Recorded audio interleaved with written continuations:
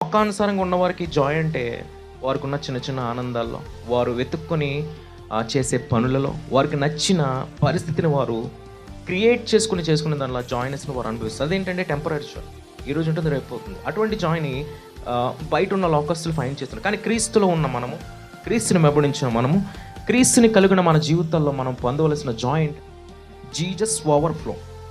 మనకున్న జాయ్‌నెస్, ఇది లోకంలో ఉన్న జాయ్‌నెస్‌ను, మనకున్న చిన్న చిన్న సంతోషాల్ని మనం ఎంతగానో అనుభవిస్తూ ఉంటాం. మనకున్న వాటిని బట్టి చూసి మనం ఆనందిస్తుంది. కానీ దేవుడు ఏం చెప్తున్నాడంటే, నా దగ్గర నిజమైన సంతోషం ఉందని. అంటే దేవుడిచ్చే సంతోషం ఎలా ఉంటుందంటే, ఇది మనం మంత్లీ చేసే రీఛార్జ్‌లా కాదు. అది 30 డేస్ అయినా 20 డేస్ అవ్వగానే అయిపోతూ ఉంటుంది.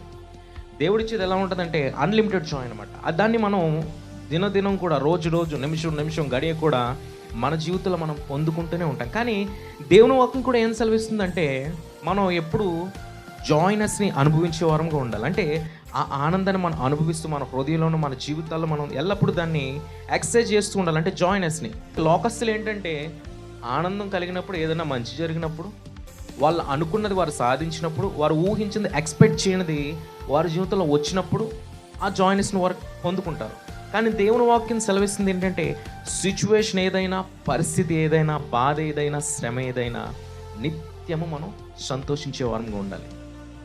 దేవునిలో కలిగి ఉన్న వారికి అటువంటి ఆనందం వస్తూ ఉంటుంది. చూడండి, రక్షణ లేని వారికి రక్షణ విలువ వారికి తెలియదు కాబట్టి ఆ జాయ్‌నెస్‌ని వారు అనుభవించరు. సాల్వేషన్ వారు పొందినప్పటికీ లోకంలో ఉన్న ఆ జాయ్‌నెస్‌ని వాళ్ళు ఫైండ్ అవుట్ చేసుకుంటూ ఉంటారు. కానీ క్రీస్తులో మనకి రక్షణ పొందిన తర్వాత ఆయన ఇచ్చే జాయ్‌నెస్ ఎంత అందంగా ఉంటుందంటే, దాన్ని మనం అనుభవించి దినదినం మన జీవితంలో రుచి చూసి దాన్ని ఎక్సర్సైజ్ చేస్తూ దేవునితో ఆ బంధాన్ని మనం పెనవేసుకున్నప్పుడు ఆ యొక్క రుచిని మనం చూస్తూ ఉంటాం.